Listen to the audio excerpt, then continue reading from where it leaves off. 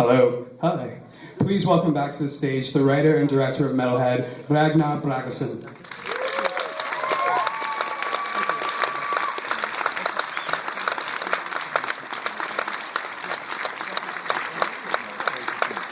And in the role of Hera, Thorborg Helga Thordisdottir.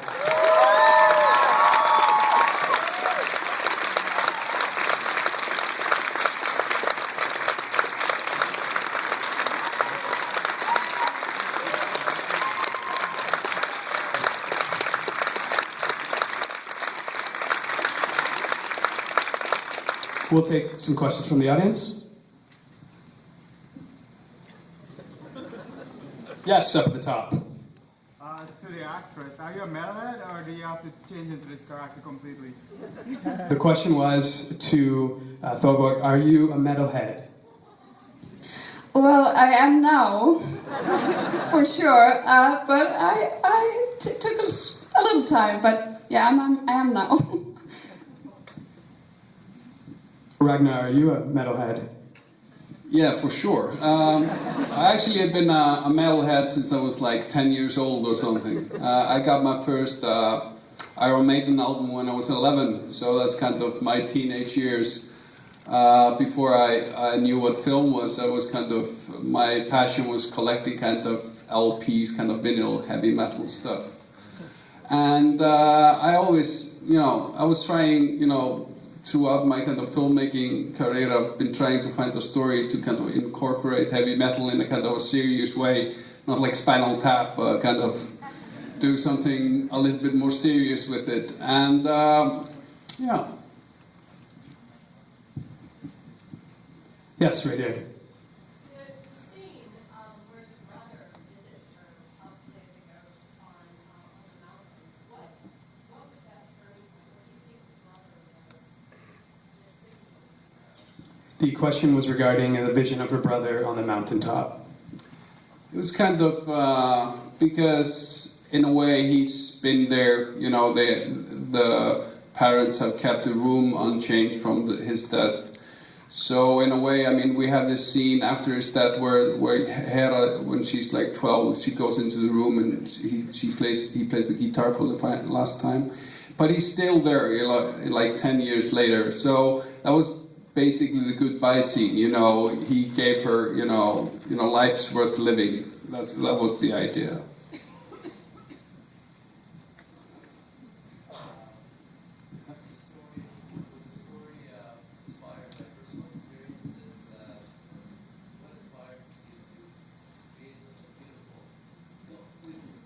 The question was the story inspired by personal experiences?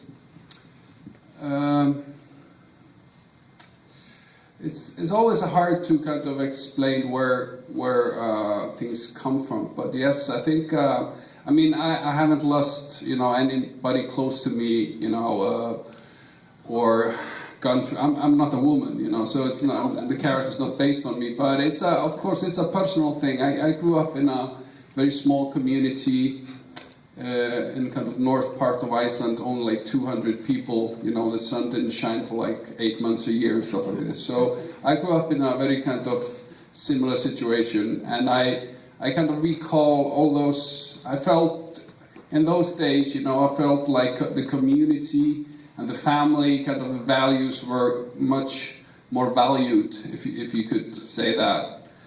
And I think in modern days, especially where everything's kind of controlled by money and practical things, and we had this bank crash in Iceland and everything's about money and numbers, I really wanted to go back to kind of, not in a nostalgic way, but I wanted to kind of tell a story where, we should help each other and love each other and everything. So that's kind of basically what I wanted to say, Yes, right here in the front. Yes, how cold were the exterior shots? Question was, how cold were the exterior shots? I don't want to ruin the film, but there was no snow while we shot the film. Actually, the climate is changing so much in Iceland we don't get snow anymore. It's at least, especially in the eastern and southern part of it. So I got this great location under Eyjafjallajökull, which is the kind of the glacier erupted a few years back, and that's the farm. And I thought to myself, we're shooting for 7 or 8 weeks or something, and I need like 3 days of snow. It didn't snow at all. So we waited with those days. We said, okay, we'll do it after in the New Year's. Then we waited I think 3 months or 4 months. It didn't snow. So 90% of snow in the film is a CGI, actually. Thank God for modern technology. But it was, fortunately I didn't have to change the story or anything, but we just did those shots and then, the computer guys fixed it in the post. So it wasn't really cold at all. Thorbjörn can tell you when we shot the cabin on the mountain, that was really cold. Are we allowed to talk about that? Okay, so Ragnar put me in a I don't know what you call, like a storage cooler, where you keep fish or something, and it was freaking cold, and I had a brain freeze all the time, and yeah, it was cold, so don't go and talk about it. It wasn't cold. No snow, but it was cold. Yes, right there. That shot where she walks towards the small shack, did she really walk on that distance in the snow? Question is the scene where she's walking to the boat shack. Did she really walk? That scene actually was shot in snow. We went actually on top of a heath or mountain to do that scene. Yes, she did. That was the helicopter shot of her walking. It was but we had to paint out ski cabins and all kinds of stuff out of that picture. It was, that was the closest thing we got to snow. Yes, right there. Question is, who did you get to do Hera's song at the end, and can you purchase it? Not yet, but the music in the film, you got all this nice 80s and 90s and 70s heavy metal music, but the score is made by a friend of mine called Peter Ben, who has done my last 3 films also, and he did both the score and Hera song. So his first musical experience was he was in a death metal band, the early 90s, so he was like a long-haired, 16-year-old teenager playing death metal, but now he's kind of a composer, very kind of, celebrated and respected. But he's a metalhead like us. But it's not available yet, but let's do something about it. Yes, right here.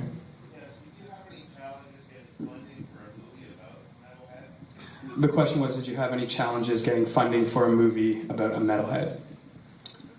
I don't know, maybe the title is, some people thought it would be some kind of a teenage, rebellious comedy about something like Spinal Tap or something.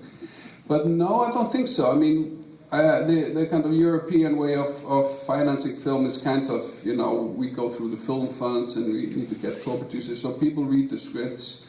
And especially if you've made a few other films that people know where you're coming from, and you can, it's not very far from my earlier work. So I think, no, it was probably, if it would have been a first-time filmmaker, maybe a problem. I don't know. Yeah, up at the top. I was wondering if the director was also the screenwriter of the film, and if so, what exactly was he trying to say when Hera told the priest that he wasn't really Catholic? Was she saying that Catholic couldn't like that kind of music? So, now it's basically a reference kind of about sexual relationships, Protestant priests, like we have in Iceland, we have just Protestant priests, and they're married and have children and they have a lot of sex and stuff like this. So, but because he was kind of stiff, she said, "You're not Catholic," because, I don't need to go into that, but it's, yeah.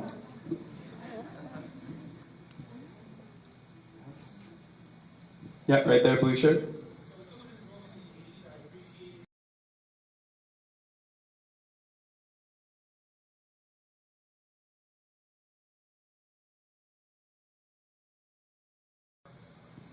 Is there a reason why you set the film in the 80s? Yeah, I mean, I wanted the character to be born, you know, the moment Black Sabbath recorded their first album. So that's in 1970.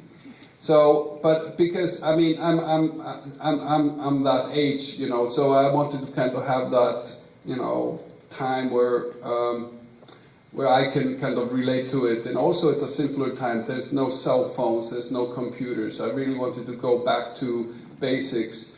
And I mean, everybody who's born in that era, you know, remembers kind of tape decking, kind of pressing play and record at the same time, and kind of, you know, doing mixtapes of LP records and stuff like that. And I really, you know, enjoy that, you know.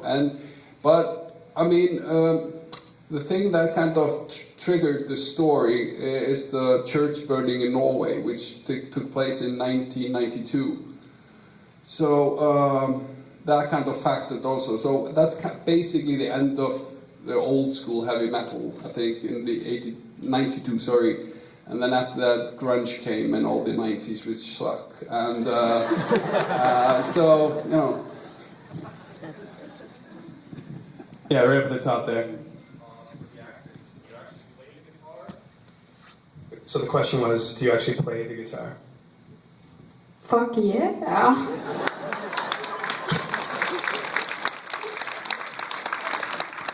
I'm very fortunate to actually have a big brother that is a metalhead. So I grew up kind of like here in the movie, you know, walking into the room with skull hanging and everything like this, and I was not allowed to be there. But I also have a bass from him actually, from which he gave me because he tried to burn it for a cover. So, you know, I had some help, but yeah, I'm playing. Okay, we have time for one more question. Yeah, right there. Part that I found interesting was I wasn't really sure whether metal music was a distraction from the character or was it meant to keep a brother alive. And I didn't name the so I'm just going to do a distraction. So the question is, was the music a distraction or to keep the memory alive of her brother? I think actually both. It's a good question because, I mean, she's kind of using, because she basically takes his leather jacket and kind of starts living the life for both of them basically. So she kind of, you know, starts listening to his type of music. But in the end, I think you can use art, you can use music to kind of, you know, get through the day, or it can help you a lot. So it's both a distraction, just not to focus on, you know, the problems you're dealing with, or trying to use the music to help you get through it. I mean, I start a lot of my mornings, you know, no protest from my family, but I usually start, you know, I put a lot of heavy metal music on when I wake up, you know, so just to get me going. And you know, and when I'm stressed, I listen to a lot of heavy metal music, and I listen to metal music when I really want to relax. You know, I put some Slayer on or Metallica, and I just So I use a lot of music, and you can use any art to kind of, you know, it's one of the most important things in life, I think. It can help you go through it. You know. Hope that answers the question. Ragnar, I want to thank you for bringing your film here. Please give it up for Ragnar Bragason, Bombog Helga. Thanks everyone. Please vote for the film. Good night.